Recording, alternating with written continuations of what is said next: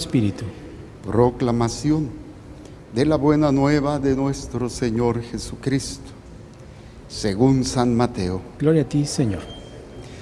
En aquel tiempo Jesús dijo a sus discípulos: yo les aseguro que un rico difícilmente entrará en el reino de los cielos. Se los repito, es más fácil que un camello pase por el ojo de una aguja que un rico entre en el reino de los cielos. Al oír esto, los discípulos se quedaron asombrados y exclamaron: entonces, ¿quién podrá salvarse?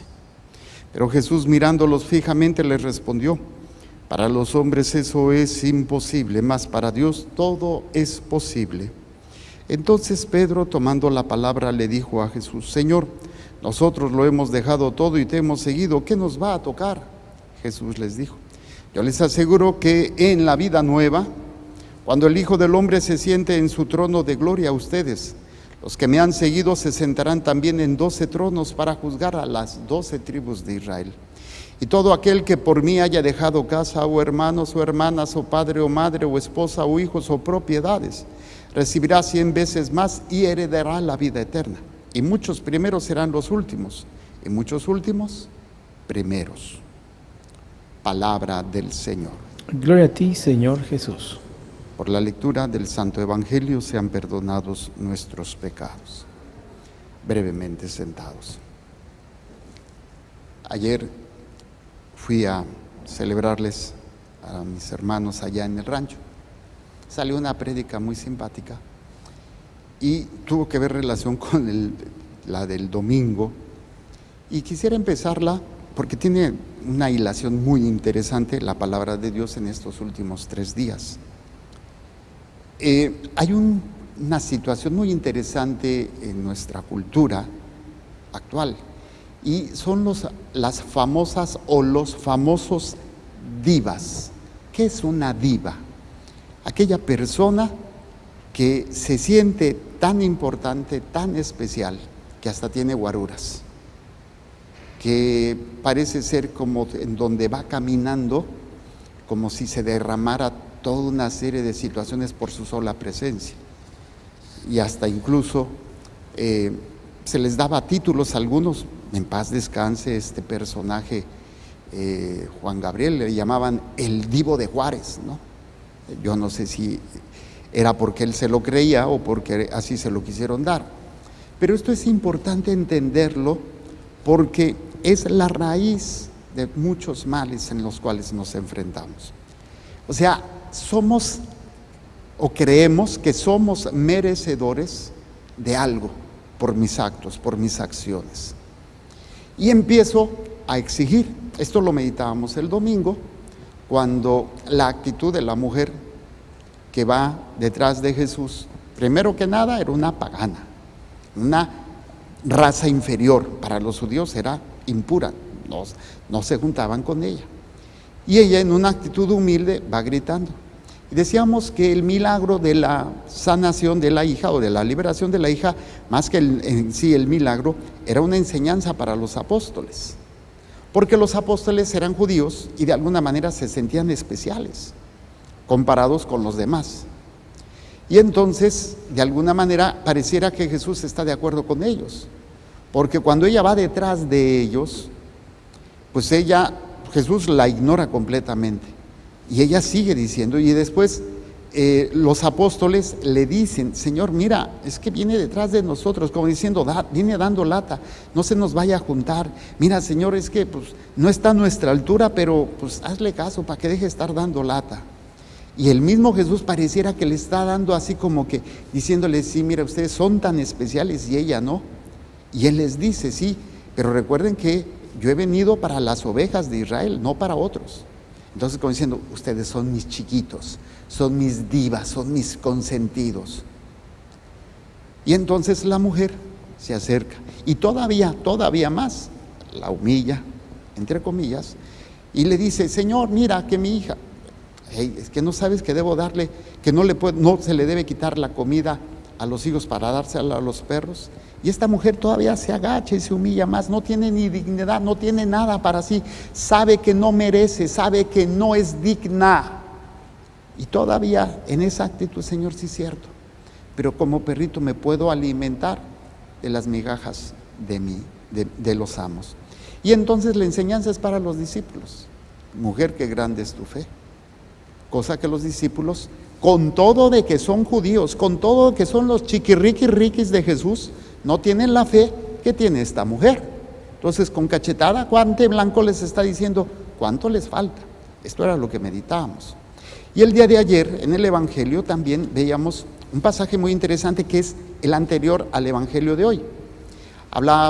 Oíamos de el joven rico, aquella persona que cumple todo lo que se le pide, pero su corazón no es de Dios. ¿Cumple los mandamientos? No, pues ¿y cuáles? Pues mira, no matarás, no esto, no lo otro. No. Eso ya lo hice. No, pues yo hago mis rosarios, yo voy a misa, yo me doy mis golpes de pecho. Y yo les decía a las monjitas que a veces nosotros como consagrados también nos sentimos que cumplimos. Yo hago tantas horas de programa al día, yo celebro misa, yo voy y confieso, yo voy y atiendo enfermos, yo esto, yo lo otro, como si ya con eso yo mereciera algo. Y a veces, tristemente, nos podemos comportar como divas, como estrellas, en donde no se me acerquen, es que ahorita no, es que estoy en esto. A todos nos pasa y nos sentimos superiores. Y este hombre, el del Evangelio de ayer, pues es un hombre que cumple, pero que no ha entendido a lo que el Señor le está pidiendo, porque cree que merece su riqueza y esas no se la tocan. Entonces, ok, quieres ser perfecto, vende todo lo que tienes, o sea, tu riqueza, dalo a los pobres y sígueme. Y muchos van a decir, bueno, yo no tengo problemas porque no soy rico. Todos tenemos nuestras propias riquezas. Hasta el más pobre económicamente, hasta la persona más humilde que no tiene nada, tiene sus propias riquezas. ¿Cuál es nuestra mayor riqueza? Obviamente el tiempo. ¿Cómo lo invierto? Ese es un gran tesoro. ¿Cuántas horas perdidas en estupideces, en tonterías? Y la otra, mi voluntad. Son mis mayores tesoros. Que no me toquen esto, que no me hagan cambiar a esto. ¿Puedo? Sí, puedo atender, puedo confesar, o yo como casado, como casada, como padre, como madre, como hijo, como hermano, como trabajador.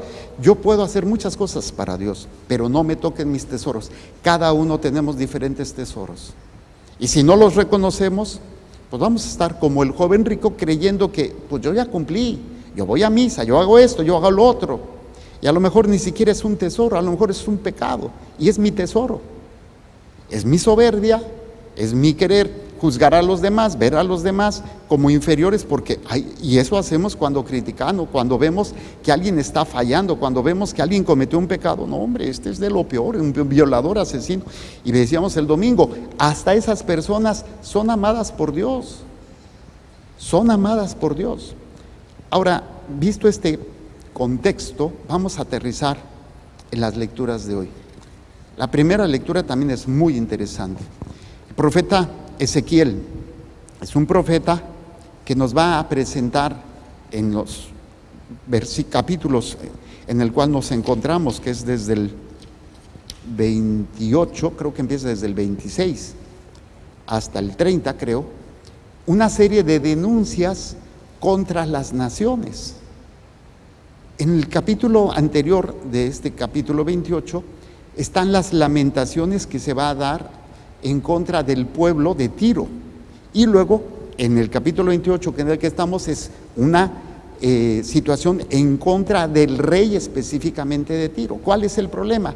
Que el rey de Tiro guió al pueblo, óiganlo bien, porque cada uno de nosotros también somos gobernantes. Soy gobernante de mi matrimonio, soy gobernante de mis hijos, soy gobernante de las personas que tengo a mi cargo. Y este hombre, con todo el pueblo, confiaba más, y les decía yo, versículos anteriores hablaban de, el profeta le hablaba, o Dios a través del profeta le decía, es que tus grandezas, tus riquezas, todo lo que has hecho, y mira que eres famoso por esto y por lo otro. O sea, de alguna manera, la gente, incluso los que no creen en Dios, pero se jactan de sí mismos creyendo que es su esfuerzo, que es su sabiduría, que es su inteligencia, que es su poder, es su ejército, y aquí cada uno aplíqueselo a sí mismo. Es mi trabajo, es mi juventud, es mi salud, es esto, es mi tesoro, es lo que yo tengo. Y esa es mi riqueza, ese es mi tesoro. Entonces, ya ubicado esto, lo que está haciendo el profeta, está denunciando y está diciéndole al rey sus verdades. En aquellos días el Señor me habló y me dijo: hijo de hombre, dile al príncipe de Tiro. Anteriormente se lo dijo a todo el pueblo, pero ahora al rey: tu corazón se ha ensoberbecido y has dicho: soy Dios, estoy sentado en el trono de Dios en medio de los mares, pero eres hombre y no Dios, y te crees tan sabio como Dios. Pretendes ser más inteligente que Daniel y conocer todos los secretos. Con tu sabiduría y habilidad te has hecho rico, has amontonado oro y plata en tus tesoros. Con astucia de comerciante has aumentado tus riquezas y te has ensoberbecido por tu fortuna. Por eso dice el Señor: porque te has creído tan sabio como Dios, por eso mandaré contra ti a los más feroces de los pueblos extranjeros. O sea, la ruina del pueblo y del rey. Algunos exégetas, algunos biblistas dicen, porque más adelante se hace también referencia, que tú te sentaste en el Edén. Piensan o dicen, o se puede reflexionar, que se está refiriendo también a Satanás, que recuerden cayó en la soberbia de su belleza, de esos dones que tenía, y no quiso someterse a Dios. Entonces, aquí uno me puede decir: bueno, padre, yo estoy viejita, estoy enferma, pero tienes tus propias riquezas, tienes tus propios tesoros, que pueden ser tus hijos, tus nietos, que puede ser lo que tú quieras. Y terminamos precisamente destruidos. Y una de las citas bíblicas que estábamos reflexionando decía, creo que fue el profeta Isaías, decía algo así: en el que te apoyas será destruido, y el que se apoyó en aquello que es destruido terminará siendo destruido. ¿Qué es lo que nos dice a nosotros? Que el problema es que no hemos entendido que en aquello que tenemos es temporal. Tu familia es temporal, tu trabajo es temporal, tu salud es temporal, tu juventud es temporal, tu vida es temporal. Si no aprendemos a confiar en Dios y a vivir para Dios, en aquello en lo cual tú estás confiando, será tu propia condenación, será tu propia destrucción. Y lo hemos visto y lo estamos viviendo en personas que ahora con este confinamiento y todo, pues han caído en la desesperación, en la depresión, en la angustia, porque de alguna manera, sin darse cuenta, confiaban más o tenían su seguridad o su felicidad en hacer lo que querían. Y ahora que no puedes salir, que no puedes esto y estar tantos meses encerrados, pues terminamos en esa desesperación. Por eso, en el planteamiento del Evangelio, pues vemos en el planteamiento anterior al joven rico. Entonces, luego viene en nuestro Evangelio Jesús explicando lo difícil que es para un rico entrar en el reino de los cielos. No porque la riqueza no sea posible y te pueda salvar, sino porque la riqueza, como todos nuestros tesoros, es una tentación, se vuelve una droga. Todos tenemos drogas a las cuales somos sensibles, y no me refiero solamente a la marihuana, todo eso, me estoy refiriendo a aquello en lo cual tú eres adicto y pones tu confianza. ¿Cuál es tu riqueza? Y podrás entender por qué te está siendo imposible entrar al reino de los cielos. Y no te sientas seguro de que cumples como el joven rico que hacía todo, los mandamientos, pero no era capaz de confiar más en Dios que en sus riquezas. Venderlo todo. Yo vendo mi vida, yo vendo mi tiempo, yo vendo mi voluntad a Dios en el servicio a mis hermanos. Cuando no hago eso, pues me estoy volviendo en una diva, me estoy volviendo en una persona que creo que merezco todo, porque yo ya me esforcé, yo ya di, es que yo a mi esposo le di, yo a mi esposa le di, yo es que a mis hijos, y no me tratan y no me atienden. Eres una diva, no eres un cristiano. ¿Crees que mereces por lo que has hecho? O cuando alguien te lastima y te traiciona, pues también. Y tu mundo se viene abajo. No deja de ser doloroso todo eso. Pero una cosa es esto y otra cosa es confiar más en nosotros o en las personas. Entonces viene ese planteamiento. Yo les aseguro que un rico difícilmente entrará en el reino de los cielos. Se los repito. Es más fácil que un camello pase por el ojo de una aguja que un rico entre en el reino de los cielos. No por las riquezas, sino porque se vuelve una droga. O sea, una confianza más que en Dios.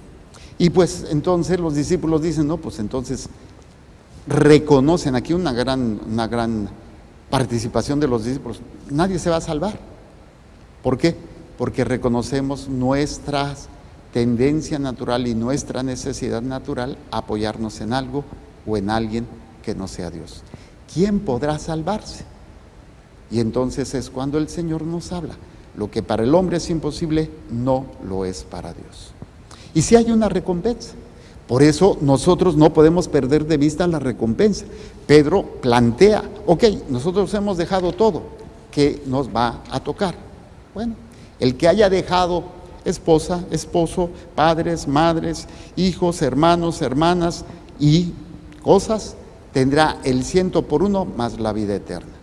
Aquí hay que ser muy claros, no se trata de dejar, quiere decir voy a dejar a mi esposa, voy a dejar a mi esposo, voy a dejar a mis hijos para irme al templo y servir en la iglesia. No se refiere a eso, es como el texto de Lucas, la nota al pie de página, porque Lucas lo refiere, el que no odie a su padre o a su madre. Y odiar no lo refiere como un sentimiento de coraje hacia la persona. Es un hebraísmo que está refiriendo a aquel que confíe más en su padre o en su madre, aquel que confíe más en su salud, en su poder, en su fama, en su buen nombre, en lo que tiene, pues no es digno de mí.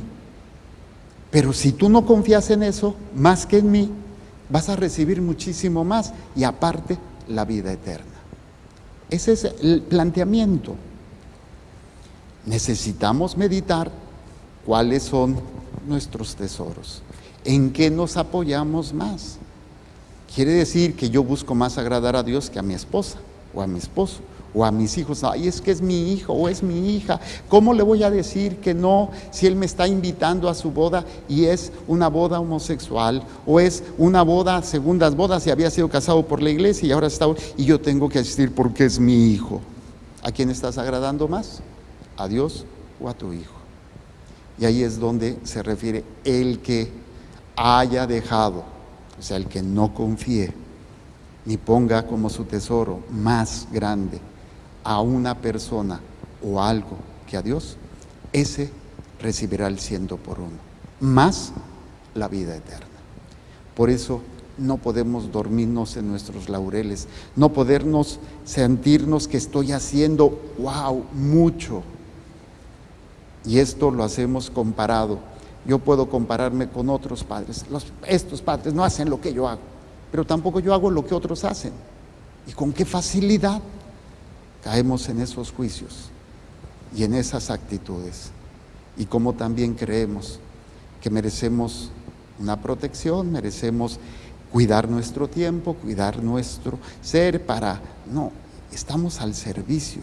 Y yo no me refiero solamente a los curas y las monjas, sino todos somos cristianos y estamos servicio los unos a los otros, siendo los últimos, o sea, los sencillos de corazón, los humildes de espíritu, son aquellos que no sobresalen o no alardean de su riqueza, de su poder, porque no confían en eso. Son aquellos que confían en Dios, son aquellos que se abandonan en Dios y buscan siempre agradar a Dios. Los últimos, a los ojos del mundo, serán los primeros a los ojos de Dios. Y los primeros a los ojos del mundo serán los últimos a los ojos de Dios. En silencio, meditemos unos momentos esta palabra, contestando dos preguntas. ¿Qué te dijo hoy a ti esta palabra? ¿Y a qué te invita esta palabra el día de hoy a actuar?